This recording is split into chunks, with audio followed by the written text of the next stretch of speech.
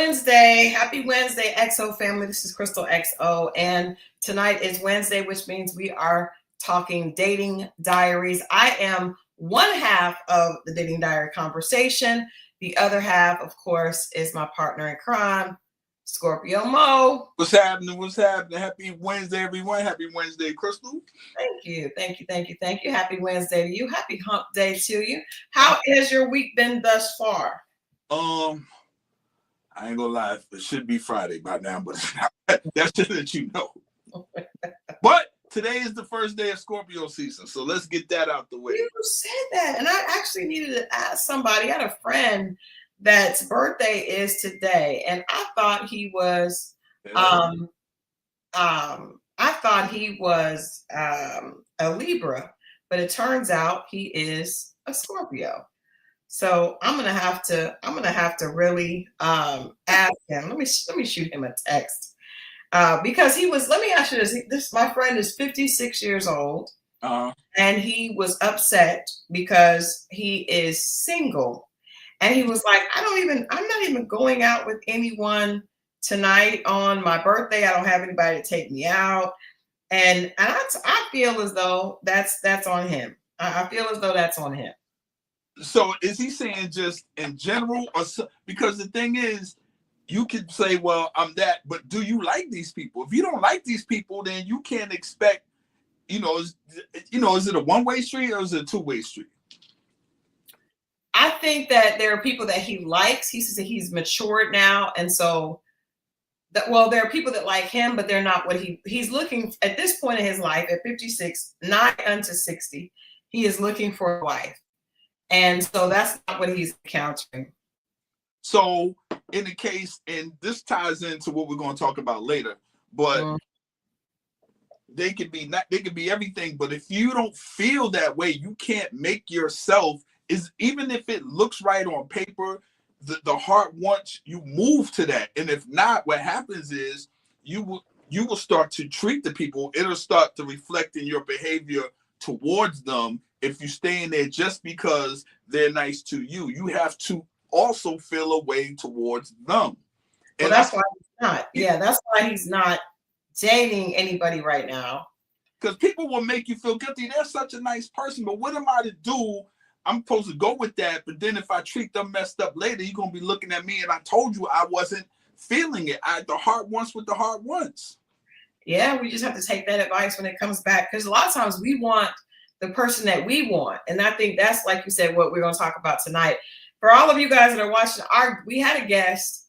The guest is not going to be able to make it tonight, but that's okay, because I was a little concerned about having the guest, because we are going to talk about Love is Blind. Now, let me tell you right now, if you guys have not seen the latest episode, this is a spoiler alert.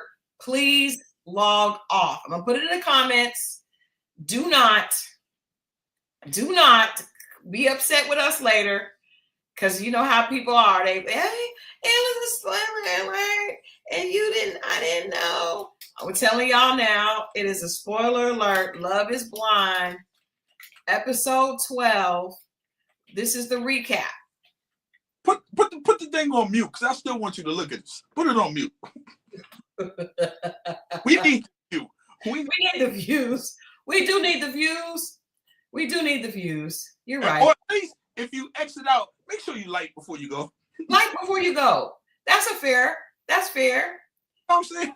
That's fair. Like before you go. Hold on. Let's see. Let's do, because it's episode 12. Yeah, spoiler alert. I'm putting that across the bottom. And I just seen it before we got on here not too long ago. Yes. Episode 12 recap. So, okay. All right. Consumer O says they are caught up and ready. I love it. See, so, and for those of you now, if you're not going to get upset, it's okay. But if you're going to get upset, then don't watch, but do like and leave a comment and tell us you're going to come back. Okay. But yeah, so we're going to get into that in a minute. But I had a couple of things I wanted to share before we get into our Love is Blind recap, because we've been talking about breakups. Right. We've been talking about breakups. So I want to just, because the ladies on here, thank you, Love is Mimi. We appreciate that. She says she will not get upset and she already liked. Oh. The ladies, we always talk about there. A lot of the women on this channel talk about the shortage of men and the dating pool being a bit a bit, let's just say, not fresh. It's not fresh clean water. So I want to show you something that was on Instagram today. And I want to ask you, Mo, what are women to do with these types of options? Okay. This is a meme that was on from Industry on Blast. Shouts out to them. There are some options here, right? Of 3 different men with 3 different sets of problems. Number 1 is choice A, and he is 43. He is 5'8". So first of all, he is a short king. He's attractive, but he's a short king. See, that's the thing with the picture, you cannot tell. He's a short king. He has 4 children. He drives a Nissan Pathfinder. He works at a bank. He lives in Baltimore. He has PTSD from the military, but he is a veteran and he has good benefits. He makes around $55,000 a year. He is packing. That's a new one that has been added with statistics on that, which is not something that we've seen before, but okay. He is also missing a limb and has a prosthetic leg. Y'all really doing the number on this one. But go ahead. Why are you laughing? Why are you laughing? They really putting it extra on this, but go ahead. I'm just saying these are some of the options. I want you to think about if you were a woman. Now let's go back. That was choice A. So choice A is pretty stable now. He has some slight PTSD. He has some PTSD, but he has benefits. He has a good job. Seems like he's consistent with his job. He's fair to, he's got good loving, but he's got a prosthetic leg. All right. Next, choice B is 51 years old. He is 6 feet. That seems to be the number that women seem to be drawn to. He has 2 children as opposed to 4. He drives a 2014 Honda Civic, good, reliable car. He is a manager at a warehouse. He makes $68,000 a year. Now, again, I don't necessarily think we need to know all these statistics on the packaging, but that's what's been offered to us. Okay. So he's packing. Now, where the problem comes in is he's been out of prison for 5 months. And prior to that, he did 10 years for armed robbery. You guys can't see that because the banner is up. Let me remove the banner while we do this. Let me remove the banner while we do this part. All right, let's just remove the banner. All right, so he did 10 years for armed robbery. Lastly is option C. He is the youngest out of the 3. He is 40 years old and is 6'5". He is 6'5". So that means when he walks in the room, everybody pays attention because he is bigger than most people in the room. He has 1 child. He has a 2019 Hyundai Santa Fe. Not sure what that looks like, but it sounds like a reliable car. I don't know about that. He is an armed security officer and bodyguard that lives in Las Vegas. He is makes $120,000 a year, but that is in Las Vegas. And again, we have the statistics on his packaging. And he is a diehard Trump supporter. So I want to ask the ladies in the chat to please look at these options here that you got. Again, we have A, who is the short king, works for a bank, doesn't have any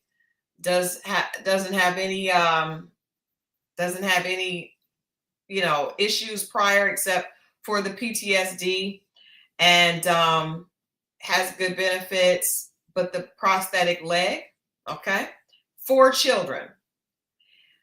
This one is next one is, he's 6 feet tall. He's an attractive guy. All these seem to be attractive guys. 2 children. I don't know why these gentlemen all have older vehicles, but they do. Except for the 2019, but 2009 Nissan is wild. I don't know if that's making it up through there. The 2014 Honda Civic, and most importantly, the 10 years for armed robbery in prison. He's only been out for 5 months. What are we saying? And the last one, of course, is 40 with 1 kid, but he's an armed security guard and an armed security officer and a bodyguard. Mo, if you had to pick for your sister, where are you going?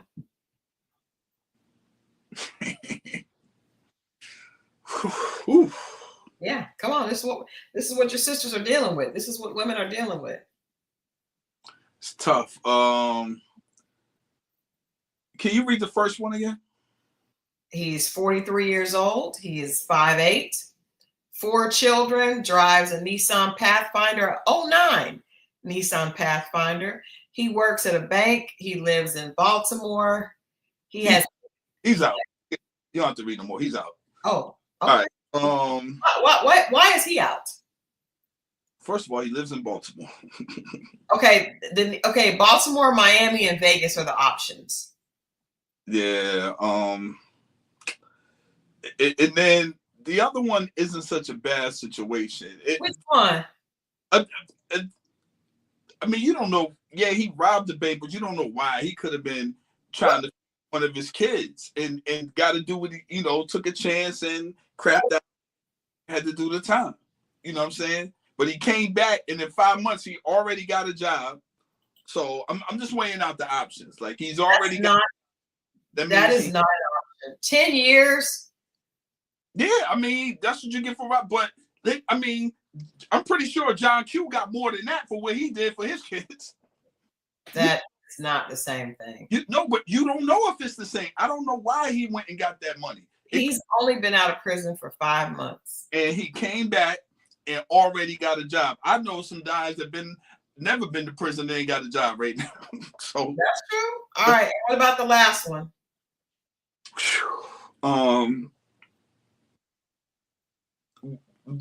Start reading that just a little bit. Him again. 40 years old. He's 6'5". But he's going to get a lot of attention. 1 kid, drives a 2019 Hyundai Santa Fe. He's an armed security officer and a bodyguard. He lives in Las Vegas, and he's a Trump supporter. The Trump supporter is the part that got it. What he makes in Vegas, when you said that Vegas is actually, when you live outside of the thing, it's actually cheaper than LA.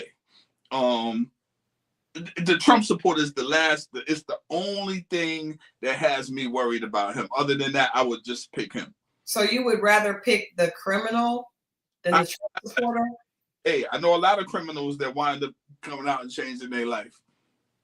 This is just our initial dating disaster question. I just wanted to show some options and see what the women thought about these options. And he's a Trump supporter.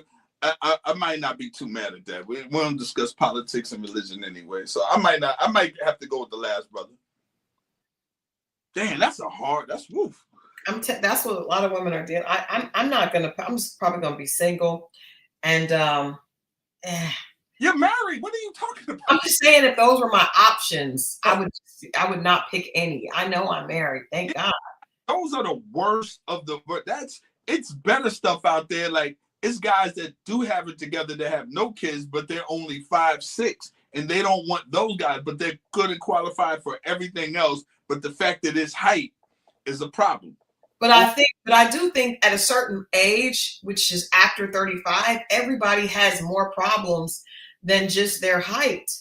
And I want to read something before we get into the Love is Blind conversation. And our Love is Blind conversation tonight, I feel like tonight's early the episode number 12 of Love is Blind proved that love is not blind, nor is it unaffected by money. I think money came up in two of the situations, and was the primary issue with two of the situations, specifically, and could have possibly been third. But let me read something really quickly, and then we'll talk about that, and we'll get into Love is Blind. Right. This says, I wanted to read this tonight because I think this is part of the problem that we are having with relationships in today's culture. Since as a psychologist, I see a lot of brown couples, and what is evident is that love is present, but safety is not. We know how to stay, but not how to speak. We know how to sacrifice, but not how to self-reflect. We mistake tolerance for maturity. We confuse silence with peace. We think holding it in means holding it together. Most of us never saw healthy communication. We saw avoidance, control, apology gifts, or silent treatment until things blew over. We learned that love survives tension by ignoring it. But healing is learning to say the things our parents swallowed and to risk being misunderstood instead of quietly resenting each other for years thereafter. I thought that was huge. That was huge. Can I add another one in there? Yeah, of course. Sometimes we think, and I'm just going to say it, whether it be security or the thing that the women want, or we think that's love. And the security. We got on here a month ago and we said sometimes that could be a form of control. And to control it, you see what I'm saying? So all the time, it's not always love. You know what I'm saying? So a lot of the things that you just, the list that you just ran down is a very true thing. You know, depending on how the person was raised, and sometimes you can even be raised one way, but get out here in this world and you find your own way and have a different belief on things. You know, based on experiences as a grown adult being out here and thinking for yourself. Yeah. So it's tough, man. It is tough. I think that what I liked about that saying was that people are love is present, but safety isn't. And I think that's what we see a lot of times. People don't understand that love is a action and a choice. And I think we are mistaking love for the feeling of being attracted to someone and having chemistry with someone. But ultimately, if you don't feel safe with that person, then it makes it's impossible to have a long-standing relationship. And I think that we have to also understand that men need to feel just as safe as women do. And so just because a man is attracted to a woman does not mean he feels safe with her. And just because a woman is attracted to a man and maybe she likes what he does for her, it doesn't mean that she feels safe with him. And so I think when we're watching Love is Blind, we're seeing people that are talking and they're finding conversational chemistry initially, right? And then after that conversational chemistry goes away, then the reality of that person is that they have problems and that none of us are equal. You know, we all have places where we're weak and places where we're strong. None of us are, a positive all across the board. We have positives and negatives. We have, scars from our past that leave marks on our bodies and our souls and our hearts, And so I just want to say that I think a lot of this is people are mistaking chemistry for real connection. And that's what happened on, Love is Blind. And we're going to go ahead and get into that. Do you think, a show like this and several others, in the time frame that they give them, they're set up to fail for the most part? Yeah. I do want to shout out Cameron. The mixed couple from the first season, I can't remember. Hold on, let me pull up their names because I don't want to get this wrong. They just had a baby. So there are a few couples from Love is Blind that have made it. that have made it. It's not, but I think there's always outliers to everything. But I think we have to realize um, that people are what you do on television for that amount of time. I think there are pheromones and excitement because I'm on TV. I'm excited. I want this to work out. But I think when you put things in the real world, I think a lot of people are not able to do that. And I think it's the same thing with dating websites. When you meet somebody on a dating site, you're excited about them. You saw their pictures. You've made an idea of what they are in your head. And a lot of times people get to meet the person and they don't fit that. It's like, the things that they told me, what they look like, what they sound like, their issues, it just doesn't feel like it. Lauren and Cameron, shouts out to Lauren and Cameron. They just had a baby and they're still together. They're actually here in Atlanta. This was the first city that Love is Blind was in. And so shouts out to them. Proof that it can work. But most often it doesn't work. And people are saying, oh, this show is a waste of time. I do feel like they played in our faces. However, I also feel like most people you date are not going to be the one. There's only one or two, maybe two if you've been remarried. For those of you that have been married more than one or two times, maybe three. But you're not going to have a lot of, most of it is not going to work, right? So the fact that most of these couples don't make it, it's just a realistic snapshot of the dating scene. How many of us have got online and went out with someone and it didn't work? That happens all the time. That's true. Do you think, we had a conversation the other day about, like I was saying earlier, set up to fail? And yeah, if you're not in a good space in your life, then it could be the right person, but because you're not where you need to be. You see what I'm saying? As a human, not even who you need to be to date, but just who you need to be as a person, just to survive and just deal with the world. You're not even prepared to do that. So how could you even be prepared to join someone else and do this thing? It's tough. Right person, wrong time. I believe. And I think, hey, this is why you're dating. I know a lot of people that it's like, some people it's really hard to sit down. To just sit down and not do anything, to sit down and deal with yourself. That's difficult for a lot of people to do. For a lot of people, if they're hurting, if they're going through something, they do not want to just sit down. And that's why I think we see people, even like with Cisco on Ready to Love, why would you be even, signing up for a show when you're not stable? Why would you do that? Why not just sit down and work on yourself? Now, he ended up getting married. We don't know, if he was in a more stable place.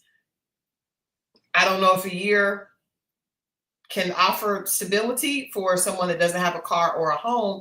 But what I can say is I think it's hard for a lot of people to sit down. Very true. Very true. And I think a lot of that could go to, not so much how you were raised, but who you were in your household. If you were and your other siblings were always on the go and your parents had you in this and that, your life can be, you grow up, that's what you're used to. You're set on that speed. Mm-hmm. It's go, go, go, go, go.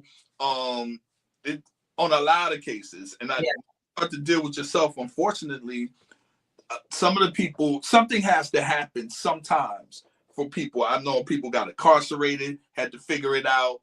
People had to lose a job or something where everything was still for a moment. And then they start to think and play back, the moves that they made and start to realize things. But long as things are clicking, they don't get it or appears to be clicking. Right. As long as they can keep moving.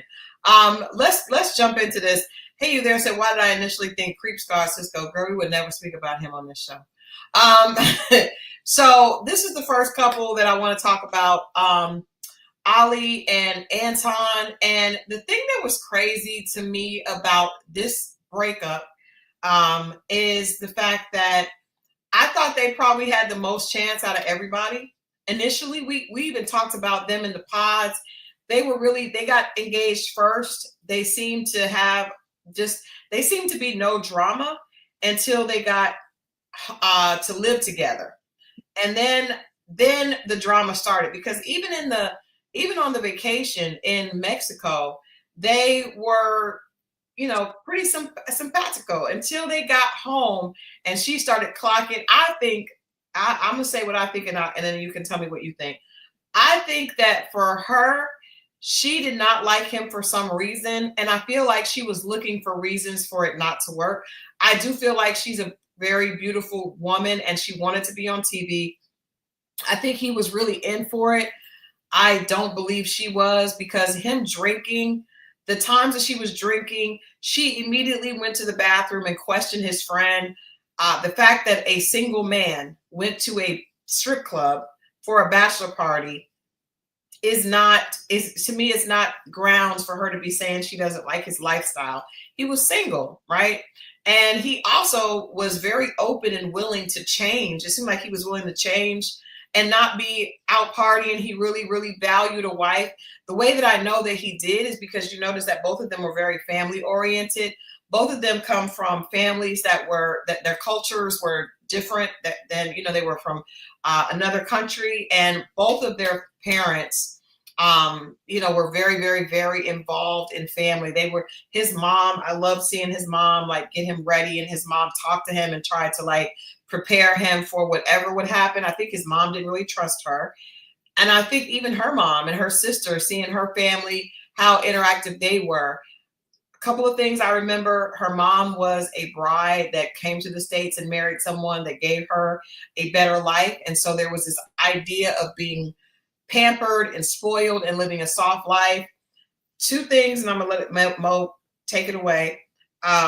She said several times that she wanted to be spoiled. He said, "So you're just not cleaning up after yourself, not washing your clothes? Is that normal?" She looked him in the face and said, "Yes, it is." Her friends made fun of the fact that he was a truck driver. And I think that all of those things together, I don't think him having a tequila or drinking was an issue. I think that she did not want someone that did not have the kind of money where she doesn't really have to do anything but show up and be arm candy. She's going to school, she's doing what she wants to do, but I don't think Allie wants to be involved in anything, not even working in a relationship. She feels like she's pretty enough to be spoiled. Her friends spoke like that. They basically made fun of the fact that he was a truck driver. And I think that was at the culprit of her saying no at the altar. Yes, it's all her fault. Yes, I blame. Look, you know how they say you never know someone until you live with them, right? Mm-hmm. So, great example. And when he asked like that right there, and he's like, "So you're not gonna do this?" And nope. At that point, man, it's time to go. Or you start thinking of an exit plan. You might not execute it, but just start thinking of one, because she didn't want to do anything. And I think, she wants to be better off than her mother was. And her mother didn't, explain, like we said, I don't know if she was a mail order bride or whatever the situation was. But the icing on the cake was the friends. And I already knew that was bad business. They all look like mail order brides, to be honest with you. They all look like, have you ever seen a Sopranos where they had the Russian women all came in to like the bachelor party? Oh yes, like Melania. Yeah, they all, and I don't know these ladies. I'm just speaking. They all seem feel Melania Trump-ish. Yes, right. Cold, hose for hire, Edna said. Yeah, very cold, very stiff, based on just the fact that they're pretty. And he said to his friends, well, she has other qualities. And I was waiting to hear him, but he never said it. I did. I was too. I was wondering I think he was just so smitten with her looks. And that's, and there it is. And we get caught up in that, is that the Jezebel thing? Is that? Nah, I mean, I don't know if it's the Jezebel thing, but I think that I think a lot of times men get, and I mean, I would love you to speak to that. A woman can be just what you exactly want physically, and it causes you to make allowances, because I did not hear, he said she had other qualities. And I'm like, And I even when she looked at him and he said, "So what about you? Are you just gonna not clean up after yourself and not wash clothes? And she said, "Yes." He and did not. he comes home and drinks because he got to drink to get himself together to do all the cooking and cleaning. She did say she wasn't cooking either. I was like, so you're just going to be here, and you know what that is though? That's our fault. This is what you put pretty on a pedestal to that point until they earn. Like pretty isn't an accomplishment. Right.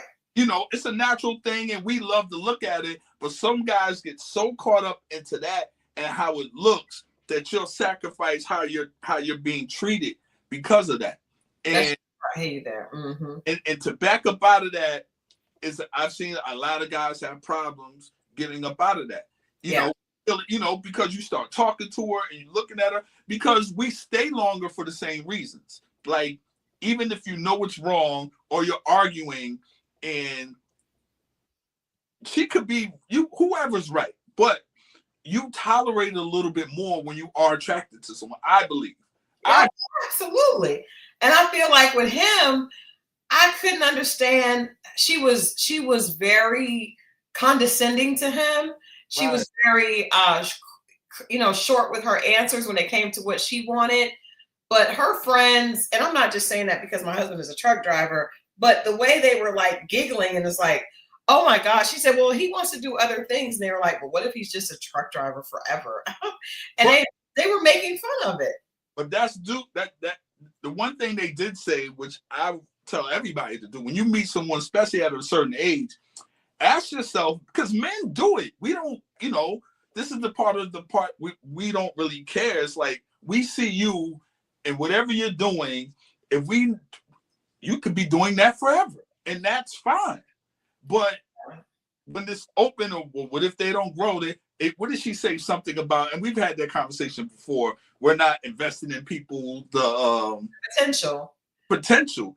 Well, a lot of y'all, because so there is no room to grow. You might as well start dating other older men, and maybe that's the reason why some women date older men. I don't know. That is why people date older men, because they want the security. But I think Mo Catchings is a very true statement. I think we're going to talk about this the entire night, talking about this Love is Blind. She says people put up with things from people they find attractive, but will dog out a man they feel is unattractive, or woman, right? Or woman, because let's don't get it twisted. Before we got tonight, the women are going to look bad. Tonight, the women are looking bad. But these situations with Nick and also with Nick and that's Joe, but with Nick and Joe, both of them, when they got enough, they weren't necessarily attracted to those women, and it went bad.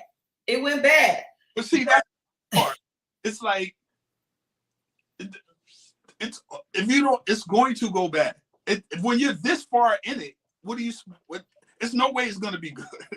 Yeah, but I mean, and we know that most of these people are motivated by being on television, right? So that takes a whole nother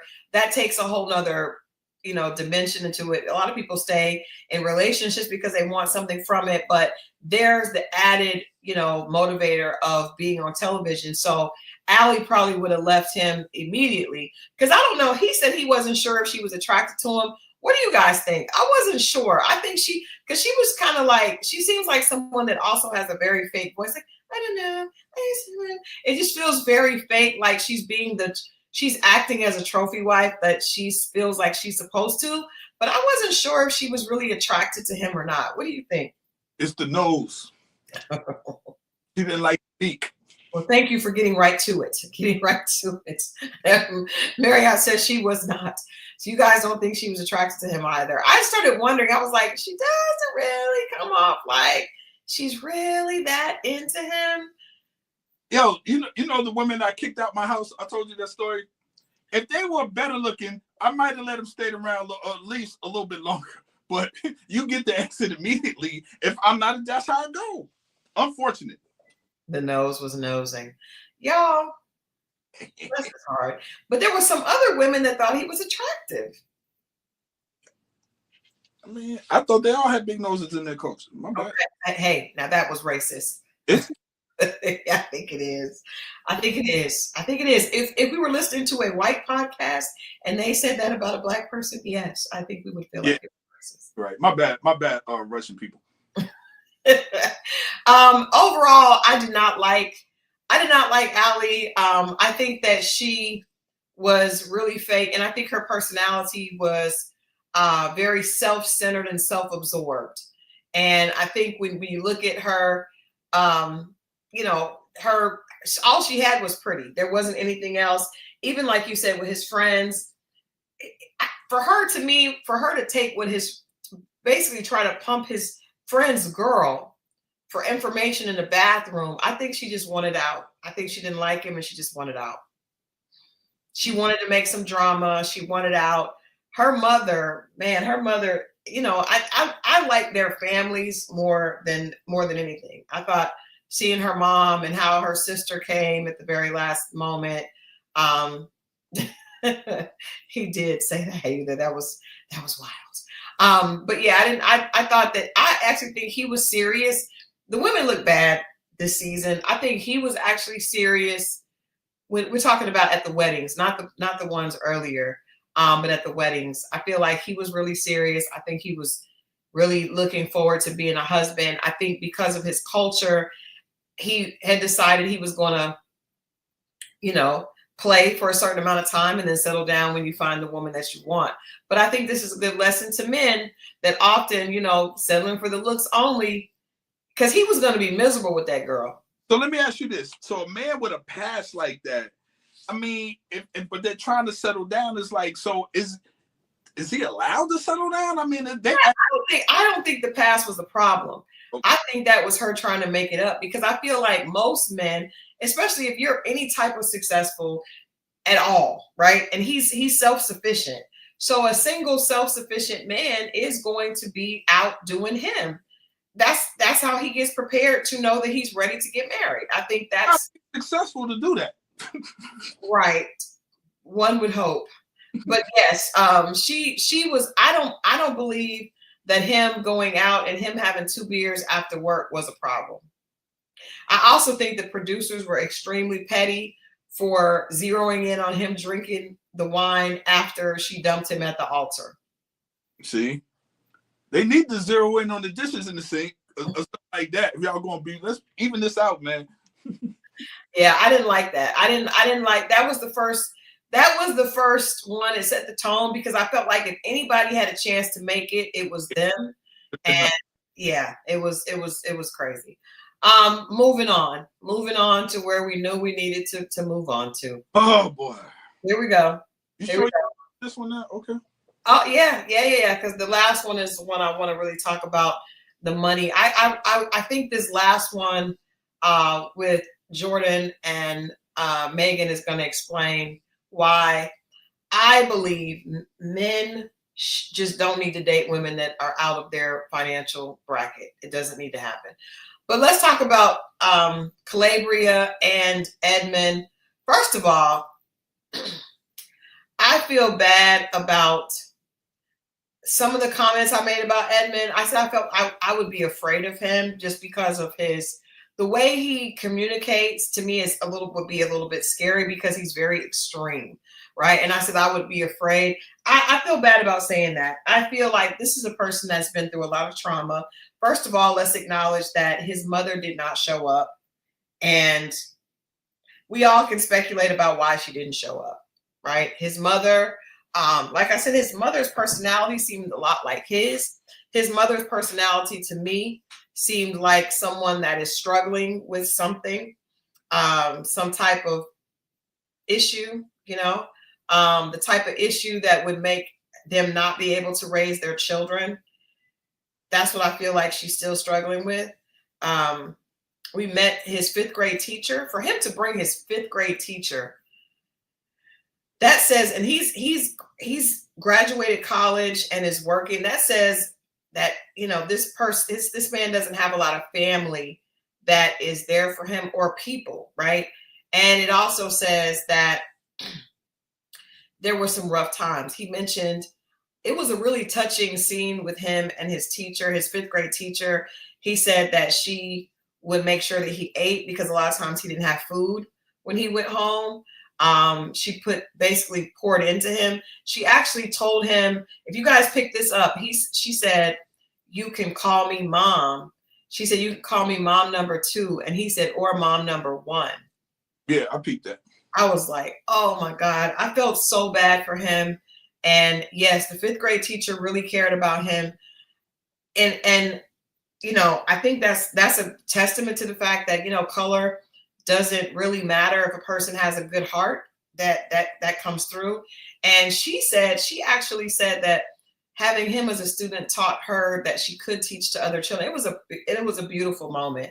I knew that pain was coming around the corner, but I do think that was great for us to see. But it also spoke to why he has some issues, you know, and I was talking to you, Mo, earlier, and he was like, well, he went to college, but just because someone goes to college doesn't mean that they don't have social disorders or even learning disorders. Because back in the day, kids would be dyslexic, or they would have issues with learning, and people didn't understand, so they would probably struggle in school. Now things are a little different, and they can you know, detect those things, and young people can be very successful, even being autistic or having a social disorder. That's a good point. Yeah, you can be very successful in one way. You may struggle socially, but just because he's graduated college and we see that he's a real estate agent, that doesn't mean that he is that does not struggle with a very strong social disorder. And I feel like the behavior that we saw speaks to something. There's something going on, you know. It was just very sad to see. And I almost feel like, again, I feel like Love is Blind, the production company, was very irresponsible for putting him on this show, because I don't think emotionally he can handle it. That's a great, I like that. You made a great point. And we started to see that as you know, the episodes moved on and started to figure a few things out. I did think the scene with him and the teacher was a little long and drawn out. Well, thank God, because the scene with him and his bride was horrible. And I would like to say, I don't think that's that man daddy. You did say that, and I don't know where that man came from. It seemed very random. I do think that you could be right, because the fact that they did not put the dad on camera, and I think if that had really been his father, I'm not saying it's not. We're just saying allegedly. But it's weird that they wouldn't have tried to put him on camera. Why would they have had the entire conversation with the teacher and not had him at all if that was the father? But I feel like we can all come to the conclusion that Edmund's parents did not provide a safe place for him when he was younger, and it doesn't seem to be safe now, you know. And this goes on across America. I could think of different points in my life growing up, having friends that had some stuff going on at the crib. A lot of it you can see at school, like coming to school, clothes, dirty clothes, smelling bad. Like I remember this, just growing up, seeing certain, and then when you go to their house, it's like, oh man, just thinking of just the absent parent, and the kids are really raising themselves and running through the house and having other kids. The house was, as a kid, it's like a playground. But then about it as an adult, and I'm talking about clothes everywhere, the house smells, they got an animal in there. It might be, it's just bad. And seeing how they grew up, and then I'm seeing them now, and some of them are, I'm thinking of one right now, very successful, but then I'm thinking about another one who's a little off. And like I said, was in the military, but just kind of, you know, it had about 8 people in this house, literally, between them, you know, and the mother trying to figure it out. So you're right. And the more and more I think about it, maybe she didn't have patience for him. No. Needed. And more than anything, and her frustration just seeped over. And you would think someone in her occupation that she would. Yeah. That's also a red flag, because I know that there are some social workers. I've met some people that have told me they're a social worker, and I'm like, what? How is this part? You are barely surviving. How are you? I mean, I think we have to be very careful, you know, who we're allowing to be in those positions, because even I'm telling you guys, I felt like this, and Mo and I disagree. I feel like how she was pressing him. What would you do if someone grabbed me? What would you do? She wanted him to react. He did. And that is not the behavior of a social worker. That is the behavior of a chick that does not know healthy love, right? Now, I'm saying his response was definitely not what you would want, but you don't need to keep pushing a person and trying to make them get to that point to have a response. That was totally not healthy at all. And so for her to do that, I felt that's when I first started thinking something's wrong with this girl. Do you think it's one of those instances where, I mean, and I guess it's not even a career if you do it to that point. When you're off work, you're off work. But I would figure people like that would have a level of compassion, right? And she seemed to have that in the pods. But I think it all boiled down to her being attracted to him. Had she did that, like we talked about the other situations, she would have had more patience. I think that Calabria wanted to be on TV. And I feel like when she was talking to Edmund, she knew that was a sure thing. I think some of the other guys, let's just be honest. Let's call a spade a spade. When you go on these shows, when you go on Love is Blind from Denver as a African-American female, the chances of you making it to the very end are slim. Slim. It's slim on Love is Blind anyway. They usually have one, maybe two black couples, right? But Denver it doesn't have a very large black population. So you see, there were a couple of black people that were in there, but they didn't make it. And I think that Calabria knew with Edmund, it was a sure thing. And I feel like that because I feel like she was not, yes, he was different than guys in her past. But if you are indeed a social worker, then you know when someone is not right, when someone's a little off. And I said that, and I feel like not only Calabria, but I also feel the producers, they knew that that man was not stable. When he started crying in the very first episode, when Nick came into the men's lounge and he started crying at talking about his past in a foster home, that let me know that he's still very hurt. He needs a lot of therapy, and they should never have cast him on this show. I really hope that somebody does something to make them, own up to that. That was not cool. There's no way Edmund made it through any psych evaluation. No way. You're right. You're right. You're right. I do take that back, because looking at it and seeing it and you breaking it down, you'd be like, wow, especially what her occupation is or her career. And I'm thinking at first that was the thing that kind of reeled her in, because I thought, well, he keeps saying that and they're playing on it, and she had a level of compassion. But like I told you, I rewatched a lot of it, and I think she was faking it. I think she was faking the attraction, and she was going on it, and she tried to make the best out of it. And she said, I'm going to ride this all the way out to the end. I'm going to have my moment, and I'm going to say no. When the girl asked, was it the mother? No, what's the host? Vanessa asked her friends, what do you think about him? And this is always a bad sign. And they was like, well, she's different than what she's used to. There go right there. Yeah. And you know what? T, who was right. She did tell him that she wanted him to shoot up the club because he said that he wanted to have kids. And she basically baited him the whole time. Also, when they were skating, when she put them roller skates on, I was like, she is being fake. This girl is not into him like that. He was just tickled pink that she was in them skates. And he was, because when the teacher asked him who was there, he said his rollerblading family, right? He was excited to introduce Mo. I'm sorry. It's just the way he said it. I'm sorry. His friends. You have to say rollerblade family. That's what he said. He said that. Okay. When she was Look at you. because I don't like I don't like that you're doing this to Edmund. But when she was out there skating with him, all that you got it, baby. This is it was fake. It was fake. It was fake.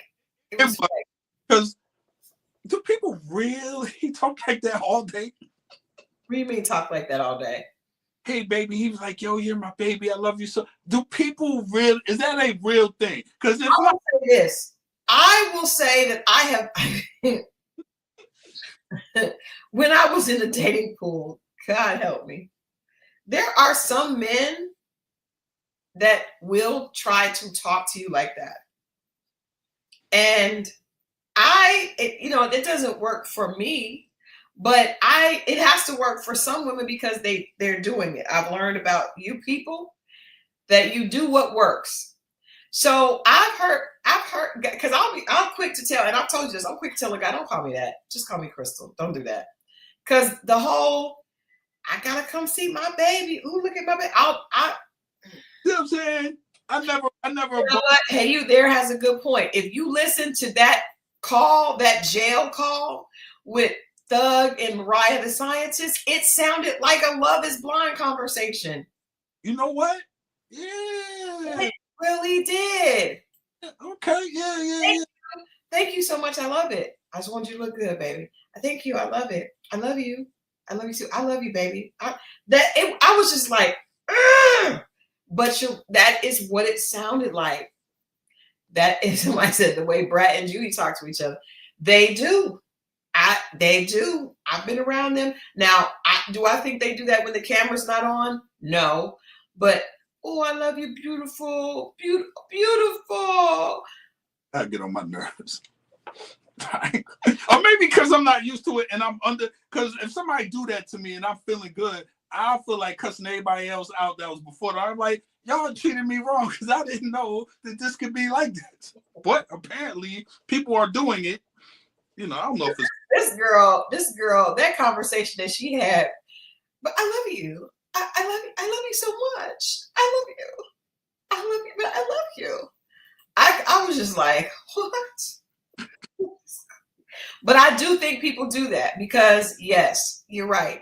Mariah, that conversation with her and Thug. Whew. And I have had guys try me, and I immediately block them, or put no by their name, so that I know when they call not to answer. But yeah, I do think there are people that do that. I love you is ridiculous. It's love bombing, right? It is love bombing, but I also think it's just lying. Lying. Good old fashioned lying. Let's talk a little bit more. You know what I did like about tonight's episode, and I wondered. I feel like you guys stay with me now. Don't just listen to what I'm saying. Oh, I feel like Calabria's mother knew what she was going to do, and that's why she went in and tried to make Edmund feel better. I feel like Calabria's mom knew that her daughter was full of it. Because she went in there and talked to him like that was her son. I think that her mother knew that he was, that boy is hurt and he's not all there. And she felt for him.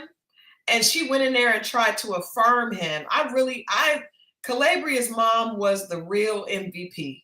Because she literally went in there and stood up for him. She even told him, I was like, who is this woman? Is that really her mom?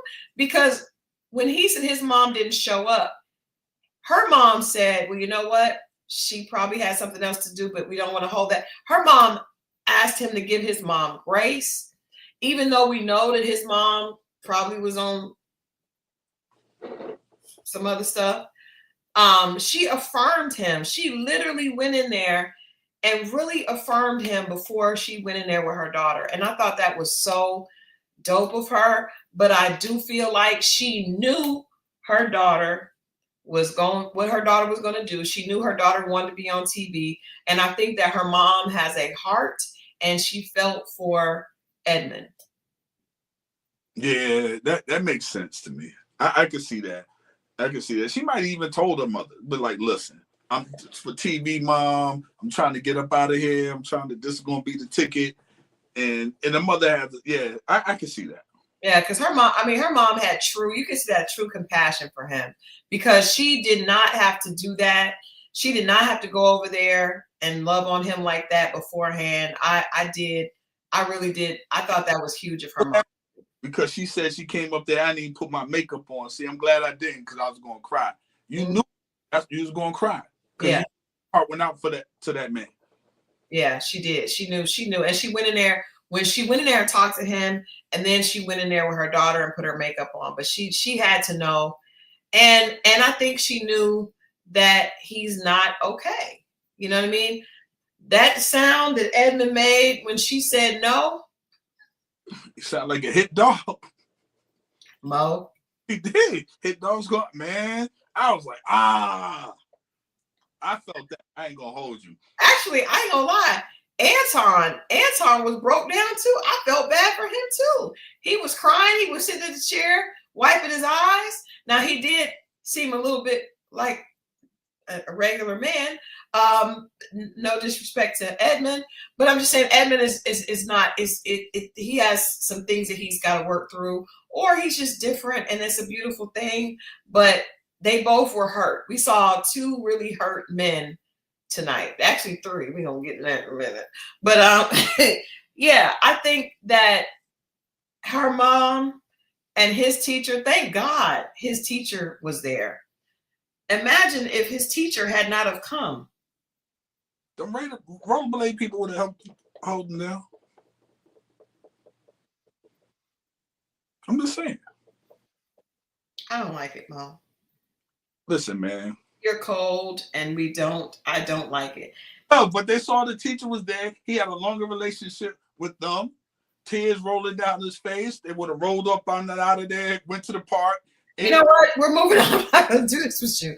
We're not going to do this with you. That is not. How do you have no empathy for Edmund? No, I do, but I can't sit up there and hold on.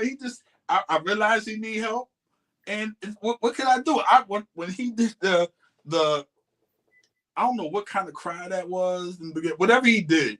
He emoted pain. It was emoting pain. Yo, I'm sorry. But that no. Okay. But I mean, God bless that brother, man. But she's wrong. She's dead wrong. She knew the whole time. And you brought this man up there. He don't wore his Pee Wee Herman suit. Had a pick in his head, by the way.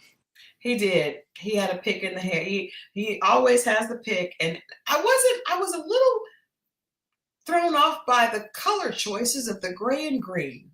I'm telling you, he is Pee Wee Herman meets Roger Thomas from What's Happening. That's him.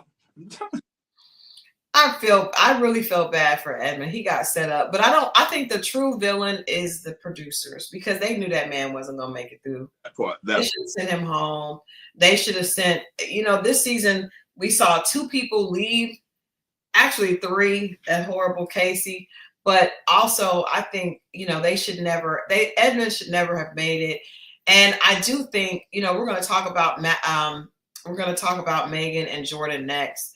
But I feel like at least out of these three, at least Megan did not embarrass him and did not take it through the wedding ceremony.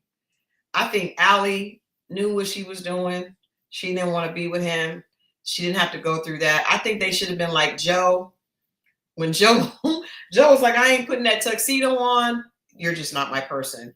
I think they should have you don't have to take them all the way through that, because that is hurtful. You let them actually sit there. We watched Anton sit there with hope in his eyes, just believing. But I think a part of him knew, because that night he was like, I'm going to say yes. I don't know what she's going to say. Right. Edmund, I think, was totally blindsided. I think Edmund, and I'll tell you what, I also think that Calabria was damn near like Casey, because why does she have to do all that? I love you, baby. I love you so much, baby. Why does she have to do all that at the altar? Why did she have to do all that? I feel like she was trying to after she said it, or right before, because they did this whole conversation before the pastor asked them, "Do you say I do?" That was her trying to soften the blow. And then she was like, "Well, this is not me saying I don't love you." And then, but you notice she didn't say that we could try, we could still keep dating. She was like, "This is not me saying that." Da, da, da, da, da. She was trying really hard, but what you should have done is not even taken him to the altar. You should know. He was. I felt like he was in a situation where he could not really. He was emotionally overwhelmed. Do you think he bought into? So you really think he bought her into him? Yes, I think you guys didn't see him at that. He thought that they were going to get married. He really did. I feel like somebody like him, somebody said earlier that they heard allegedly that he was paid to act that way. I don't believe that, because you could tell he's not, it's erratic. It's not like a person trying to play crazy. It really, I want to see the women in his past. That will let me know if he bought into that, or should he have? I think he was on TV. You got to remember, there are producers egging you on this whole time. So there are producers telling him, man, this, you know, all that manipulation that happens behind the scenes. And a person like you or I would know, you gassing me up.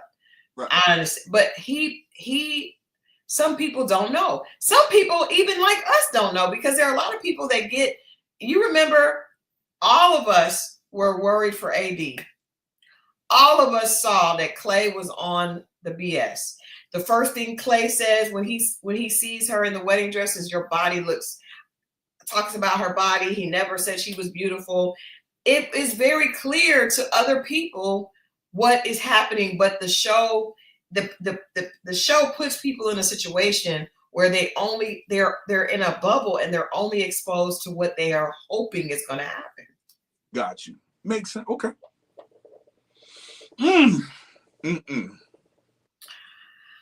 I don't know. Any last minutes from the chat? Last minutes on Calabria and Edmund. I felt like her mom, I didn't want to say that about her mom.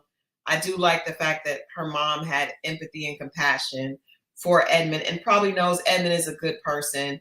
He did not deserve that, and I think her mom tried to soften the blow. She did, and I think the friends knew the whole time. Oh yeah. And the mother was the only one that knew but had compassion, because I think the friends should have came over there too. Even though your girl was doing that, you see this man is obviously in pain. Yeah, I think, but it's the friends, but the mother, I feel like, and that's so crazy, because it's crazy that you have a mother that has so much compassion and the daughter doesn't. Because the daughter knew what it was from the, you know. Yeah, but I'm just saying, if you raise your child the way, you know, but I guess all of our children do things that we wouldn't do, but you would just think that if you're raised a certain way, you wouldn't want to hurt somebody that doesn't deserve to be hurt. Right. Because really the only thing he did is just not really give her the energy that she wanted all the time, but he's also very childlike. Very childlike. And I'm telling y'all, his mom was like him. You remember when she said, you're gonna go to Ghana with me, and I had the woman from Ghana make you these beads. And I was like, where them beads at? Where the beads at? How that lady that could not feed her baby and can't show up, how that lady had somebody from Ghana make some waist beads for this girl? Oh, I feel like Edmund's mother acts like a substance abuse addict. I think Edmund's mother told her that was his daddy, but that's not his daddy. That's what I think. I think that could be true. Edmund's mother could be the culprit in that as well. Because that told his son, he was just like, yeah, man, you just got to keep trucking on, moving on. I was like, that's it. There was no connection between Edmund and that man. No genetic connection, no friendly connection, nothing. That don't even make sense. I think he just wanted to have, I don't know. That didn't make that. No, no.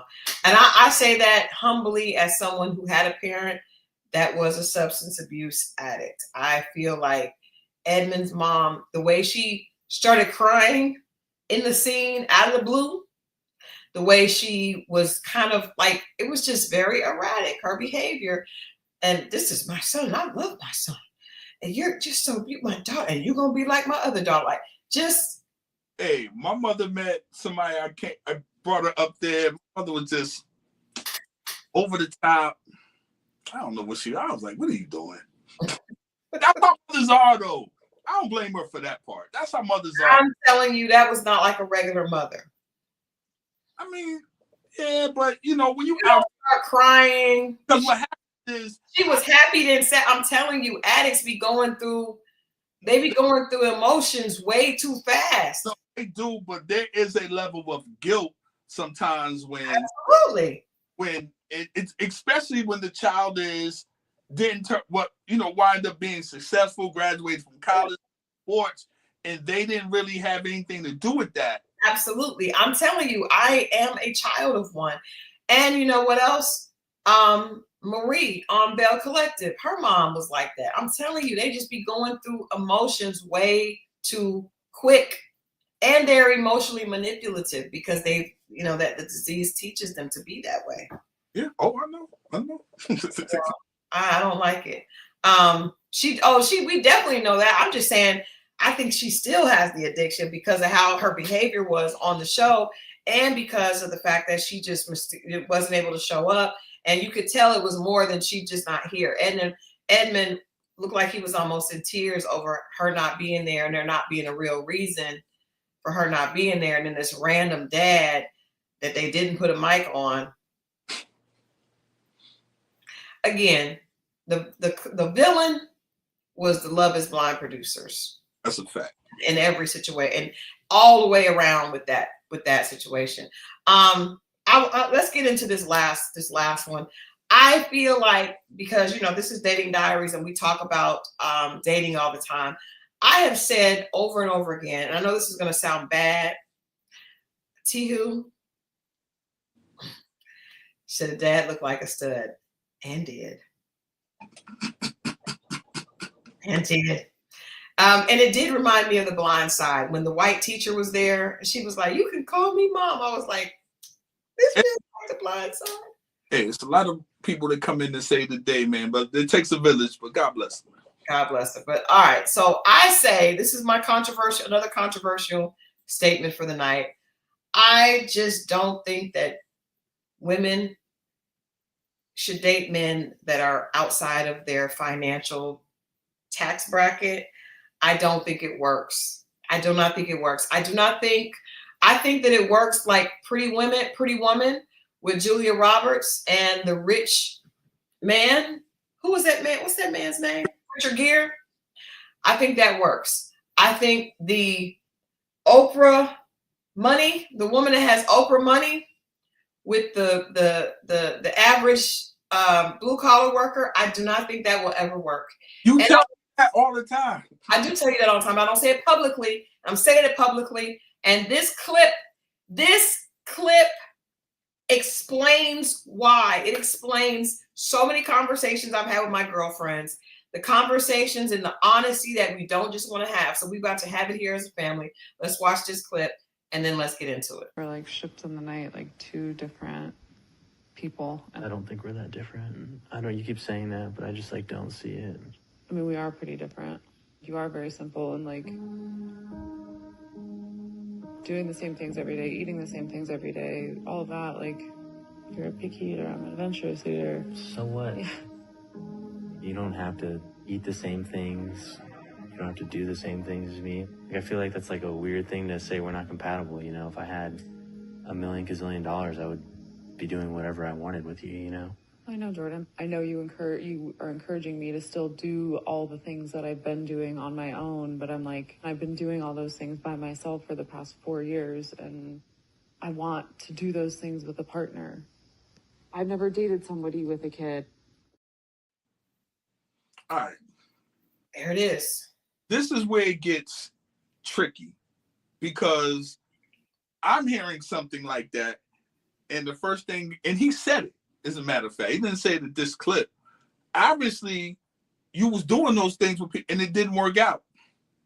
That's why you're here, goofy.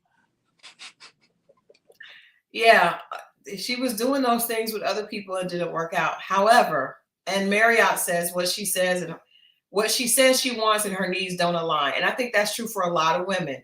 We're just gonna get into this. I've literally had this conversation with friends a lot of times. So Megan, initially, she wants love. She loves this idea of this down-to-earth guy that is able to be sensitive with her, that's playful. And those characteristics you don't find a lot of times in men that are very career-driven, right? They're a lot more down to business. You're not getting all the whimsical, just romance that you may be getting with a man that's not. That's just how it goes, right? She thinks that because she has a lot of money, she's talking about selling her house for 1.5 to 2 million and being able to put that down and then get a $2 million house, selling her house for 1.5 in LA and having that. So she's thinking she has money. So she's thinking, what I'm missing is love. That's what she's saying. But that's not really what women want or need, because what's going to happen is when you get that love, you love the lifestyle more than you want love. And I have several friends. One of my girlfriends, I've told you about her. She goes to Dubai two weeks out of the year. She travels. She travels probably every month. She goes somewhere, but she goes to Dubai 2 weeks every year. She goes to Tulum. She goes all these different places, right? And she would say to me, Christal, I just want love. I just want to find a man. And I say, well, what if he can't afford? Because the average man may get 1-2 week vacation a year. He's not going to get numerous. He can't travel every month. And she was like, it's okay, because but at the end of the day, those women, like Megan said, she wants a man that can do those things with her, right? So even if I pay, you still can't go because you have a job, you have someone to answer to. Everything that she just said did not make sense, because she was like, we're so different. You eat the same things every day. I'm an adventurous eater. No, you're an eater that has money. When a person doesn't have money like that, they're on a budget. So they have to be very careful. Not only is he on a budget for himself, but he is also a father of a special needs child. His son has diabetes, so he has to eat certain things for his son. So you're speaking, everything that she was speaking about, what he said was 100% true. He said, if I had millions of dollars, we would not be different. The only problem is what he told her in the beginning. And I will say this, there are a lot of men that tell a woman up front, I don't have the money. And the woman says, I'm okay. I just want love. They get into the relationship. She starts looking around. She wants to go to Tulum. She wants to go to Paris. He can't go. He says, it's okay. You go. She starts to resent him because he cannot go. This is real. And I'm glad you're being honest. But when you say these things in debates or whatever, you get, even to these women in the beginning, no, it's not like that. That's the very same thing they're going to use against you later. That's why the men stop believing in fairy tales. Stick to the rivers and the lakes that you're used to. Ooh. Women, this woman, and you guys realize that not only Megan was honest in that last clip, she said, because guess what? Her life is all about her. I have the money. I get it. I want it. I see it. I buy it. And that is how you become, as a single woman that is affluent, you are doing what you want. Yes, you say you want love, but you're not willing to sacrifice the lifestyle. Free. And I know so many women that would, like she said, I don't even know if I want to be a mother at all at this point, because I'm so used to doing what I want to do, when I want to do it, how I want to do it, where I want to do it. I don't want that lifestyle to change. And I'm not realizing love is about sacrifice. She just wants companionship in the stuff that she's already doing. Yes. And guess what? Those men are not, like, they don't have time. Just like somebody made fun of David Justice for saying that Halle Berry, he said he wanted a woman that could cook and clean. And they were like, you idiot, you were married to Halle Berry, who was a actress. She was not, what was you thinking she was going to do? Same thing with these men. If a man is a multimillionaire, he doesn't have to be romantic. He can buy it. He's not. Now, I'm saying there's some outliers that may be, but just general. Let's just talk about the general population. Men that are successful are aware that women want what they have. The creative woman, the creative man that is writing poetry and love notes, he is not out doing acquisition mergers. That's not the same man. The man that is carving your name. I remember I went on a date with this guy. I thought this is the most romantic thing in the world. He carved our initials in a tree at Stone Mountain. I thought it was so romantic. This fella,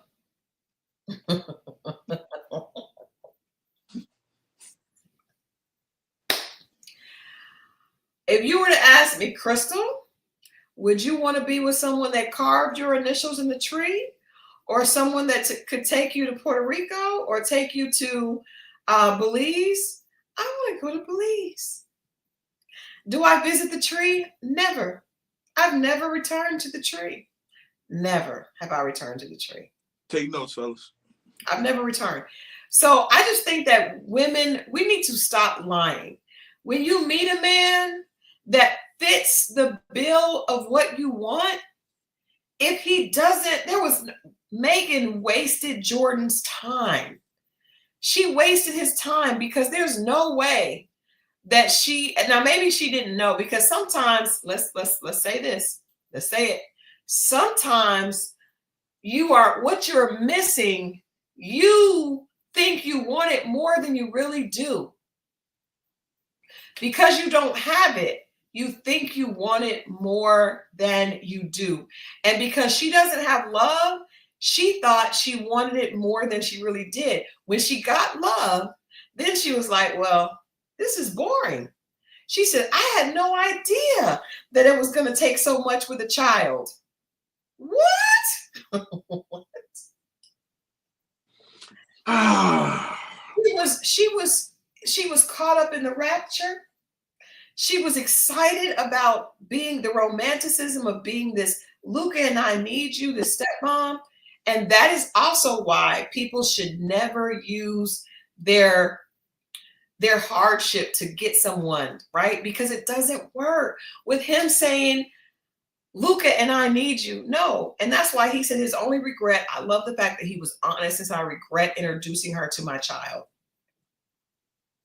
Because you just wasted. Now that child has somebody in their head that feels like a rejection. All of a sudden, Megan came in, because if you guys remember, they said Megan and the baby were cuddled up, watching movies, right, talking, right?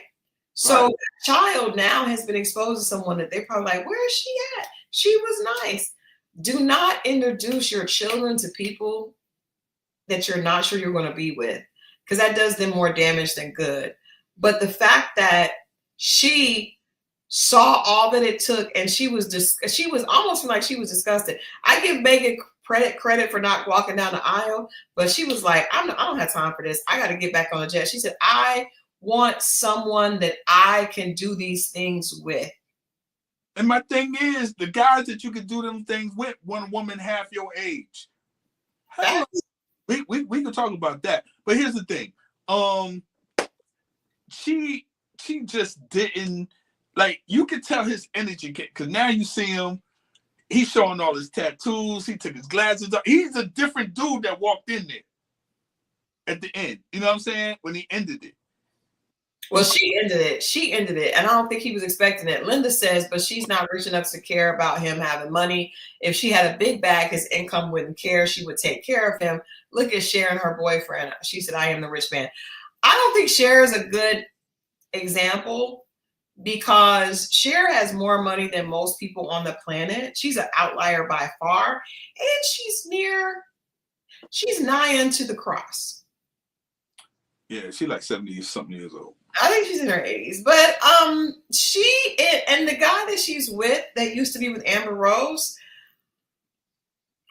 they're in the entertainment industry. That's a totally different situation. I think most wealthy women do not want to take care of a man. Cher is an outlier. When they got disposable income like that, whether it's Madonna, they all have. Yeah, but they're on some. And do you think that Cher loves that guy? Cher called herself a rich man. I love that quote. She was like, her mom was like, after she was successful, she was like, when are you going to settle down and marry a rich man? She's like, mother, I am a rich man. Yeah, but I mean, we're basing relationships on, and I guess it, you know, I don't think it's the total fuel, but we're basing it on money. So if you get the money before the love, then I guess, are you ever going to find true love? You can find it. I'm just saying, I think people are not equally yoked when there's such a huge gap because the lifestyle is different. If you make $150,000 a year and that person makes $60,000 a year, your lifestyle is very different. Well, it's not that person, it's the man versus the woman, because if it was the other way around, we wouldn't even be having this conversation. Okay, but I'm saying, but that's the point. It's the woman adapts. The woman wants a man that gives her the lifestyle that she wants. The woman is not going to come down. I remember this guy I was dating told me, well, I want to pay all the bills for the person I'm with. However, I'm not moving out of this 1-bedroom apartment. This is the overhead that I want to do. I do want to provide, but I was looking at myself at that point. I was providing for myself. I had a 5-bedroom house.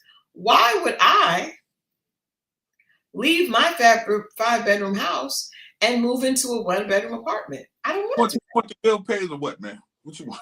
Well, I will pay it myself and stay over here. That's what I did. But I appreciated him being honest because he was like, I will take care of all the bills, but I'm not moving out of here. Cool. And that's why I think people need to be honest about what they're talking about. I think the problem is, I don't think I think women are less honest than men when it comes to that, because men are superficial when it comes to looks. Once they have the woman that looks like they want, they will do anything for that woman. But women are superficial with looks until it comes to money, because you could have Idris Elba, but I ain't moving in no 1-bedroom apartment with no Idris Elba. Hey, you look at it now. We was talking earlier. Donald Trump about to cut these food stamps off next month, right? And I was saying that 50-50 and all that Thanksgiving is going to look a little shabby this year. First of all, Donald Trump is not cutting them off. The government is still shut down, which means that the benefits are snapped out of control. They're not too shut down. Right, because there's other stuff going on. I'm going to tell y'all right now, if Trump pardons Diddy before the government goes back to work, we should all just shut down. Just stop. Just, you know what, sir? We're done. IRS, no. Like, if our government focuses on letting Diddy out of, if pardoning Diddy and the government is still shut down, we all need to really just revolt. We may need to do another January 6th. Just run up in that thing. Don't take us down. I'm just saying, you did that better not happen. Yeah. That better not happen. But yeah, times are hard. I'm talking about people. Now, let me tell you something, ladies. If you make 90 and he makes 70, girl, bye. Come together, put your 160 together and live a 6-figure lifestyle together. I'm talking about if there's a huge difference. And I've seen men that be like, I met this multimillionaire, but she loves me for me. No, she don't. Stop it. It's just like a woman. This is the difference. This is the equivalent. If a woman says, I just met the #1 draft pick of the NFL, and he loves me, and he's going to be faithful to me. You'll be like, girl, he is not going to be faithful. He has just signed the draft papers. He has got $35 million, and he's going to be faithful to me. Are there some $35 millionaires that may be faithful? Maybe. But realistically, it's the same thing. A woman that thinks that she could get, I don't know who's, an amazing athlete, and he's going to be faithful, is the same as a man that thinks he's going to get a multimillionaire woman and she's going to be faithful. These things aren't going to happen. We need to be realistic as we're looking for love.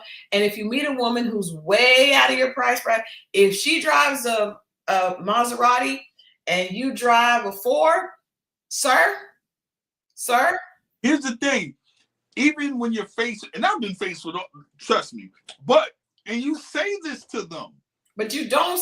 It's like if you say, let me say something. It's like when I asked my ex, my first boyfriend, who was this very, very attractive basketball player. And I was like, do you just want sex? And I was, like 16. And he said, Christal, if I did, would I tell you? And I was like, touche, right? And he was not a smart guy. He was very good looking, but not smart. The point is, at some point, we got to know how life goes and stop asking people stuff and start looking at the reality. Stop.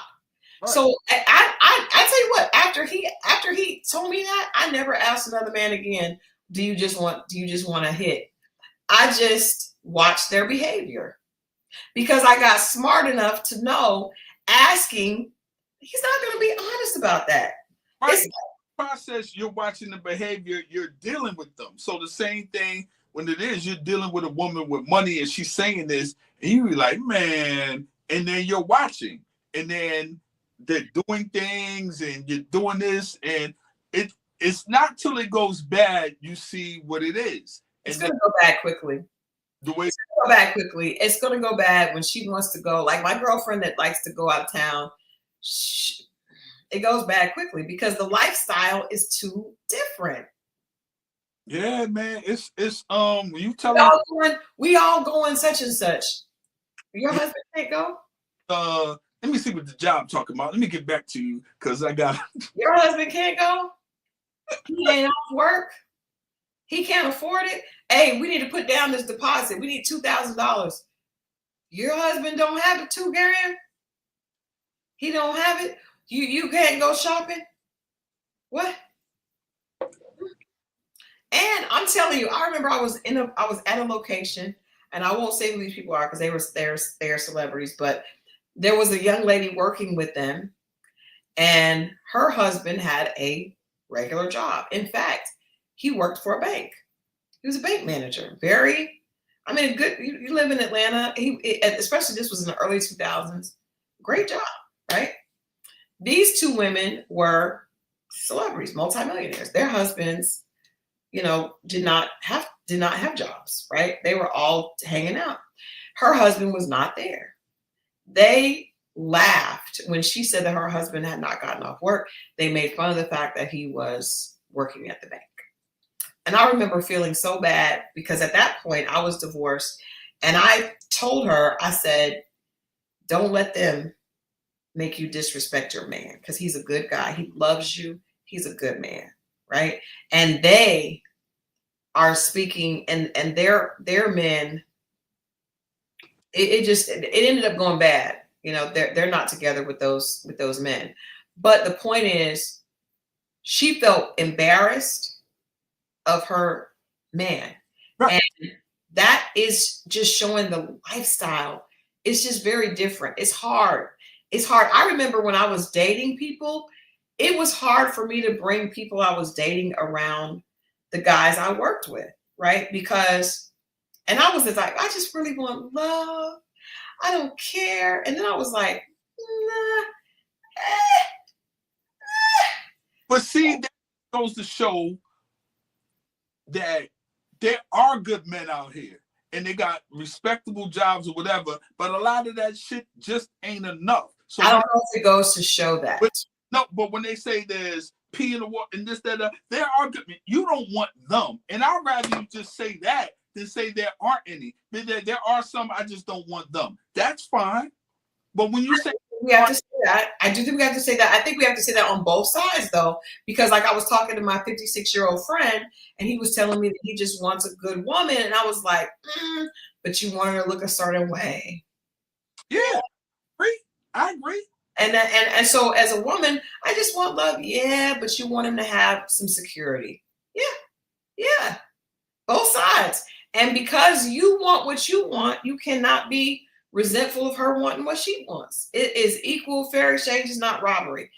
And I saw something today. Chinese Kitty said that a social influencer, she said that a pretty woman should never have to date a broke man. And you know, it went viral, and a lot of people were talking about it. And I'm like, but men know that women already think like that. But there's always some average working man that feels like he is entitled to a woman that looks like an influencer. Sir, no, not Jordan. Let Jordan be the example. He's actually not a bad looking white guy, right? He just don't have what she wants. And she wants the lifestyle. The lifestyle is important. The lifestyle is a part of the security. When I read that thing earlier, which says a lot of people have love but don't feel safe. For some women, they're not going to feel safe unless they know that they're always going to be financially taken care of. Explain Steph Curry's wife. Well, first of all, they were together since high school, right? So their situation is a little different. It was college. Well, college. So they were together, but they were together before he became a superstar. It's a fact. That's very different. Because I think if you get with a man and he's able to appreciate you before he becomes multimillionaire, then that's different. They met when they were on equal playing ground. She was pretty girl. He was and I guess she was prettier than he was cool, because according to her, she was the big deal in the relationship beforehand. I don't really, with her, I can't, she got her own thing going on, but I think her situation is different. And I don't think women should look at her because she got with him before he became wealthy. Isn't that the fairy tale? She's got the life, and she's still not happy. You see what I'm saying? So she's different than most. I don't think she's a good example. People are a little concerned. But other women are saying, girl, what's happening? Like, you know what I mean? But I think with her, what I would say is that because she was the big deal in the relationship prior, she feels some kind of way. She probably feels like a lot of women feel like if you're with a man that's not as cute as you are, then you get to be the princess, right? And he focuses, like, for instance, right here, here's a perfect example. Bam. In a relationship like this, if he was wealthy, she would have had it made because he's medium ugly and he's going to worship me because I'm so pretty. In college. Don't this all sound narcissistic to you? We're not calling, but yeah. That's right. Yeah, I'm not saying it's not narcissistic. I think with Aisha, she probably was super pretty and knew it and had a lot of attention, and he probably was not so, he wasn't the one that had all the attention. Now things have changed and she's unhappy about it. I ain't met a woman yet satisfied, so I can hear all this. And if they get it, they're going to be unsatisfied with something else. It's like, when does it end? I don't think that. I don't think it's that. I think people just want to be equally yoked.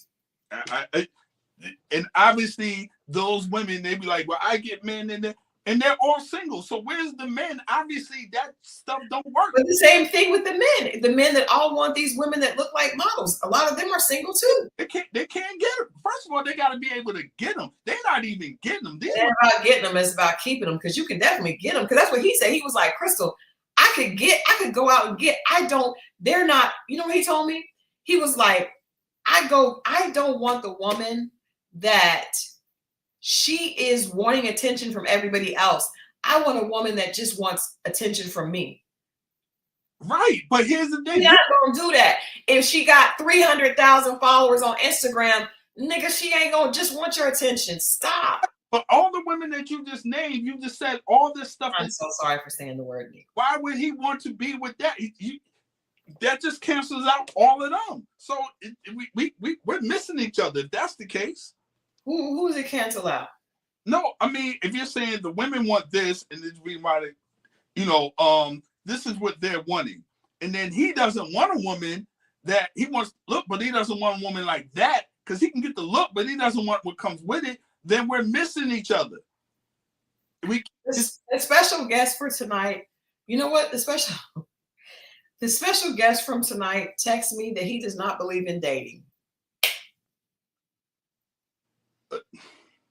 So it didn't really make sense for him to be on Dating Diaries. Yeah. Sorry, guys. We'll have a guest next week. Yo, he's hey. But yeah, I think everybody wants some. But I think what is happening, people like my friend that is 56 waiting on a certain thing, and then women that like Allie that think they're so pretty that they should have this. I think that everybody is if guys don't learn to take the focus off of the looks and women don't learn to take the focus off of the money, then they're gonna keep missing each other. Right. I agree. I watching that show and seeing how Allie's friends were making fun of truck drivers. My honey is a truck driver and I'm super happy, but I also have friends that would make fun of that, right? And I'm sure he has friends that would suggest to him he get a younger woman, right? I know that for sure. So, why you got a woman that's that's got her own stuff and go get someone that's younger and she'll just do whatever you want. And then my friends will tell me, well, how would you be with someone that's like, because that's not what you do. But if you listen to people, you'll be single. And it sounds like that's what some of these people did. I mean, you saw it with her girlfriends, and they were just like, it was not Cam, not Cam. It was not Cam. I did see that Cam was doing some very extensive sit-down interview, but we were not having Cam again. It was a guest that you guys have not met before, but I did not know that he did not believe in dating. And he texted me right before and was like, but the wild part is he already knew. I mean, I know. Hey, all right. That Cam is on Tyrone Wilson. Yes, he sat down with Tyrone. Yes, he did. He did.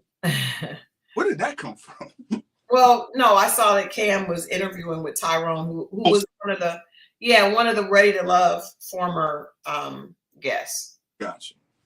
So, yeah, I applaud Megan for not going to the altar, but I wonder. So we're going to review the reunion. The reunion comes on next week, and we're going to do the next day. We'll do a recap of that. But I wonder if she's going to consider dating Mike, the one that had the money. Or at least said he had the money. I don't know if I believe that he really had the money, but he said he did. He was laying it on a little thick there. Pause. Yeah, I don't know. But do you think that she's going to try to spin the block? Yeah, I do.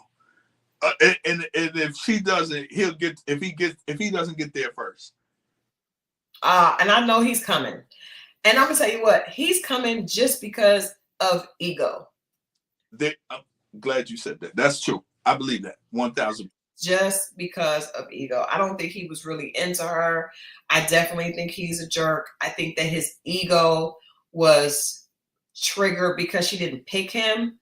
I think even he was trying to be manipulative in the pods, trying to suggest to her that she wasn't going to like her choice. All that stuff. The hold down. Whatever they was at. He did. even then he was, I'm like, yo, you disrespectful now. He was disrespectful. He was disrespectful. Let me answer Edna's question, because I think it works into tonight's conversation. Edna says, Crystal, what do you think about Akon's wife wanting half in the divorce? I will say this. I don't know her personally, but I've talked to her in the past. And I would say that for a lot of women that have a man that just throws money at them, contrary to popular belief, that does not make you happy. It does not. Now, it does take away a headache of being able to pay your bills, right? Nobody wants to be struggling, but you can struggle in any situation. But I do think that a lot of the women I know, and I know in that situation, anything that would happen, money, huge amounts of money would be thrown, right? After a while, that you realize that doesn't make you happy. And you realize, because you were married, I can leave and still have money. Why ask for half if it doesn't make you happy?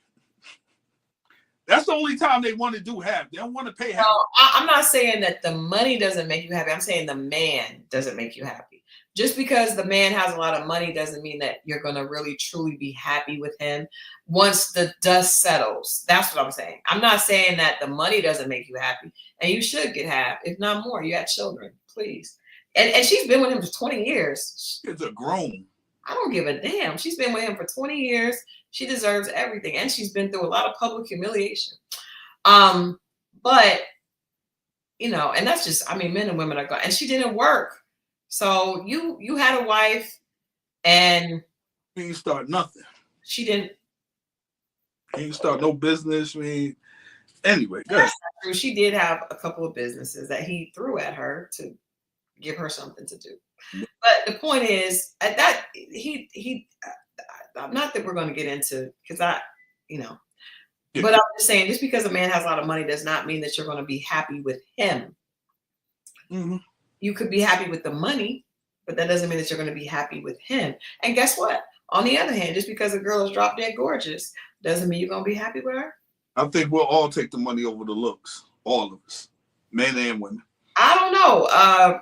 What's his name? Anton was willing to risk it all for the looks tonight. Well, on the show, he was willing to risk it all. The fact the girl she going to school versus her, I think he'll take the 10 million.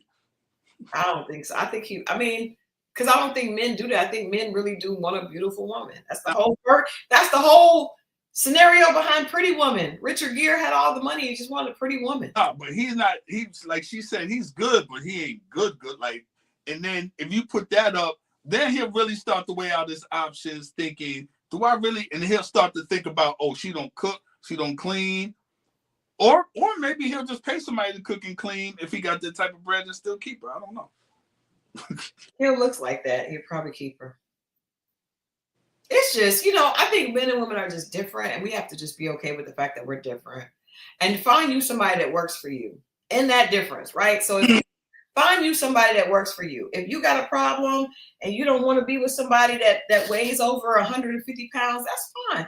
Find you somebody that's got the body that you want, but you got to know they may have some other issues, right? If you want a man that's 6 feet tall and has six figures, they're out there. Now, you're not going to run into them as often, but when you do, he may have some other issues. Like, we just got to just find what works for you. And I will say this also, everybody has a different definition of beauty. Beauty is in the eye of the beholder. Beauty is in the eye of the beholder. So we can look at Allie and say, without makeup, she was basic. But obviously, when Anton saw her, he saw an angel. I don't know. Everybody likes something different. We all like different things. I was asking the guy that I told I would try to find, try to hook up, what was his type.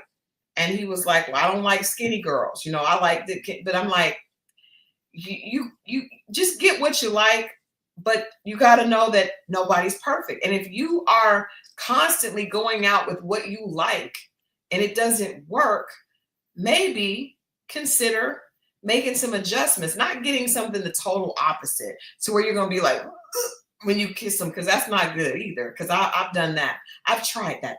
Doesn't work. I've tried the for the money. Doesn't work. For me. For me. For you. I'm not able to. There's some women that are able. In fact, I had friends that were like, girl, please, I can do it. You got to know what works for you. Mm-hmm. You got to know what works for you. But I think that you have to know what you really want. And I think we learned tonight with Megan. Megan didn't really want love as much as she wants convenience. Megan wants a convenient situation. She did. She didn't want to be taken out of her comfort zone too much. She wanted someone that was in the same lifestyle. And as long as you're not going to take me too much out of my comfort zone, hey, baby, then that was good. That was good. A lot of them, that's why a lot of those people, they go younger because they don't have a comfort zone yet. They're building it. And if I can weave my way, have it weaved in early enough, I become the comfort zone. Opposed to someone, they get older. Opposed to someone like me, I'd probably be difficult because I'm setting my ways, or difficult to some, and be like, well, you have a routine that you do. Yeah, this is it. This is the program. I might be at certain things, but then certain things I'm not. That's the part of dating someone older. But would you be open to making some? I just said some things I'll be open to. Some don't be snapping at me, Scorpio Moe. I'm just saying some things I'll be open to, some things I'm not. That's when you deal with old people, you got to go in knowing that they've been doing something for 40 plus, 50 plus, whatever it is. And if you're dating, I would hope anyone in the dating market, you got to have a little wiggle room for other things, or to adjust to both sides. You adjust to them and them adjust to you. So yeah, there's certain things that just going to be standard in their life, and they're at a certain age, and they just not budging on. That's true. I agree, but I think if you truly want a relationship, hey, everybody's saying hello to my honey bunny. Gun Boss is in Miami tonight. Yeah, he's in Miami. So, I think that if you really want love, real love, not convenience, not somebody that, checks the boxes off and is a good look for you, right? But because I think when we get to a certain point in life, and that's what I was talking to the guy about, this 56, it's like, I don't have a woman. It's like, I know that my life would be better. I know my business would be better if I had someone that had my back. And I think that's true for everybody, right? So I think when you think about what's motivating you for love and what's motivating you in your search, the looks of a person, their millions in the bank, I don't know that at certain points in life, those are the things that are going to matter. Now, I'm not saying they should have no millions in the bank. They should be broke. No. And I'm not saying you should be with a woman that's ugly. But I think balance is really important. Is the 56-year-old kind? Yes, he's very kind. Here's the thing, though, and I'm just being real. Usually when people, especially men, talk like that, is because they're in the slow season. Like I believe people like they talking like that when everything is up. Because when everything is up, that's what it really is. Because it can turn up again. And when I don't think this in this situation, because I think at this point, at 56 years old, I'm just saying. I don't think nobody wants to go to 60 and be like, I'm waiting for it to go up. I get it. I don't think that. I think he really does understand that it would be better for me to have a significant other, but I would rather be alone than have the wrong one. That's just like, I'm fine being alone. I'd rather spend my birthday alone, as opposed to doing something fake for the moment. I said that to you the other day. I was like, yo, I'd rather do that than, but I'm open. But at the same time, like I said, I've seen people say it in the slow season when everything's up and you're still making that choice. That's when I believe it. Yeah, I believe that at a certain age, because the sun is going down. You know, and I think that'd be different if you're 40, if you're 35 and you're like, I don't, but when a person is 56 years old, they're like, no, I really want a wife. I'm tired of living like this. And I don't have to, because the person is still making moves, producing movies. They don't have to. I believe that. I believe that people really can see value in a significant other once, yeah, they've been through a certain, and you see, like, I mean, I don't know any men that want to be at home by themselves. I think they would rather be snuggled up on some hip. Yeah, if it's the right one. I think they get to a certain point where they realize, I don't want to be out with somebody and she taking pictures to post on the gram. Right. You know, that I do believe that. I believe that there are men that really do that. I just wish, and I told him, I wish you would have got there before 56. Like, God damn. Yeah, I mean, people can't, everybody's journey is different. Everyone's different. I love that. Edna, I agree. Edna says, my latter shall be greater. I am 67 years old. Edna is 67 years young and doing her thing. And you're right. I think, you know, for him, I know this is a person that's been out in the streets making movies and dealing with a lot of different women, a lot of women.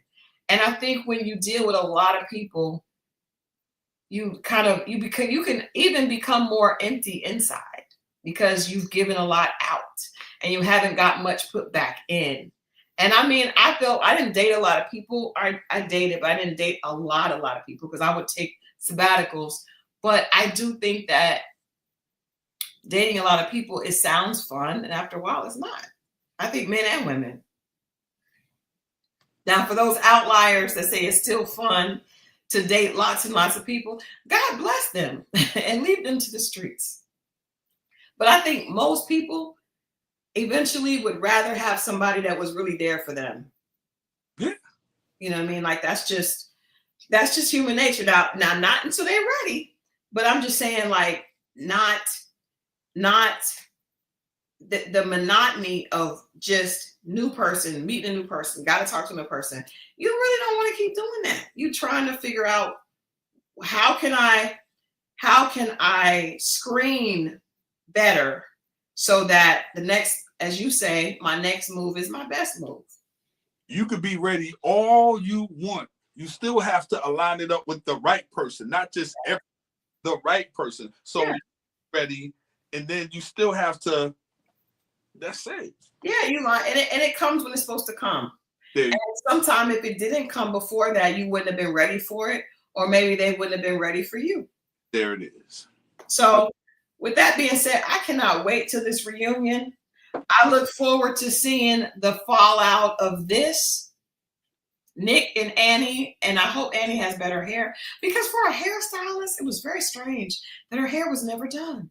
And then also, we heard allegedly on the social media streets that Madison and Joe, that Madison had an eating disorder.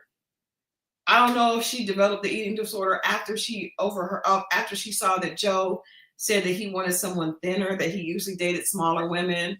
That's gonna hurt a woman's self-esteem. You know, women are very, very, very sensitive about weight, and don't stop it. I'm not even talking about that. I'm like, they're sensitive, but men can't be sensitive about nothing. What are men sensitive about? Because you made fun of me for eating cookies. In fact, guys, Mo told me that he had some extra snacks the other day, and he was like, I had some Chips Ahoy, and I thought about you. So I'm just saying, you know, women, we constantly get picked on about our weight. Now, if I said on the show, but okay. What? I don't know why you brought it up on the show, but okay. Because you were picking on me about my weight. Now, if I said it looks like you should have a couple of those Chips Ahoy, you know, then it looks like you should indulge on a couple of those Chips Ahoy, sir. You know, got news for that. I ate them all. We're good. Maybe I should send you some protein shakes. You know, those are known for building muscle. You know, if you want to build some muscle, have a protein shake. So maybe I should send you a supply of protein. But I mean, we go back and forth. But seriously, people get what he said on camera, even though it was. I'm laughing because Asian Empress says I'm gay. She says, I'm gaining weight like a mother. Girl, what is happening? What's going on? What is going on? What's happening? Just the way you said it was with a lot of, it's just, that was a lot. Ah, my gosh. Linda has oxtail noodles on the stove for Mo. Girl, put some protein powder in there. Hey, by the way, just so you know. He says he loves oxtail. All right. Well, guys, we are going to get out of here. We will be definitely doing the reunion. We'll be back on Friday with Bell Collective Foolishness. There was a lot people had to say in the comments about Letitia's message. And Bell Collective is going to be, it's going to be a lot going on this coming weekend. I mean, this coming week, yeah, Friday, because it's going to be the fallout of the stud versus Glenn.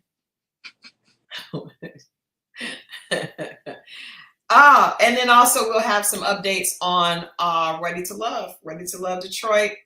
I'm actually 196 pounds, mind you.